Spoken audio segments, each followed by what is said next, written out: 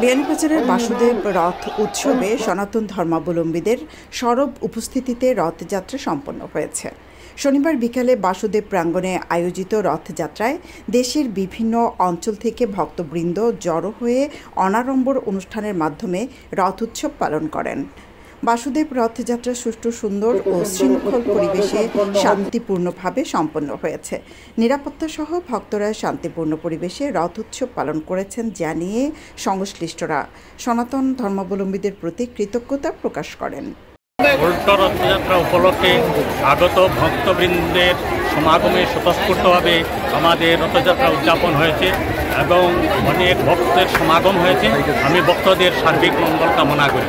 এই রথযাত্রা উপলক্ষে আমি ভক্তবৃন্দের সুস্বাস্থ্য এবং আগামী মঙ্গল কামনা করি এবং যাতে ভবিষ্যৎ আমরা শান্তি শৃঙ্খলা এবং সুন্দরভাবে রথযাত্রা উদযাপন এবং নিজ নিজ ধর্মীয় উৎসব পালন করতে পারি, এটি সকলের প্রতি আমি আহ্বান জানাই। শ্রী শ্রী বাসুদেবের বহু প্রতীকৃত উল্টো রথযাত্রা উৎসব অত্যন্ত সুন্দর ও সুষ্ঠুভাবে আজকে বাসুদেব অঙ্গনে সুসম্পন্ন হয়েছে। সিলেট বিভাগের প্রত্যন্ত অঞ্চল তথা বাংলাদেশের বিভিন্ন অঞ্চল থেকে অনেক ভক্তবৃন্দের সমাগম আজকে বাসুদেব অঙ্গনে ঘটেছে। ভক্তবৃন্দের মিলন মেলায় পরিণত হয়েছিল আজকে বাসুদেব অঙ্গন। ভক্তবৃন্দ জয় বাসুদেব ধ্বনিতে প্রকম্পিত করেছিল আজকে আমাদের এই বাসুদেব অঙ্গন।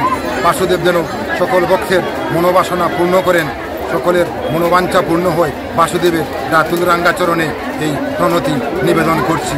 আগামীতে যাতে আমাদের এই বাসুদেব অঙ্গনে বাসুদেবের বহু প্রতীক্ষিত মেলা শুরু হয়, সেই মেলায় সকলের সহযোগিতা এবং অংশগ্রহণ কামনা করছি।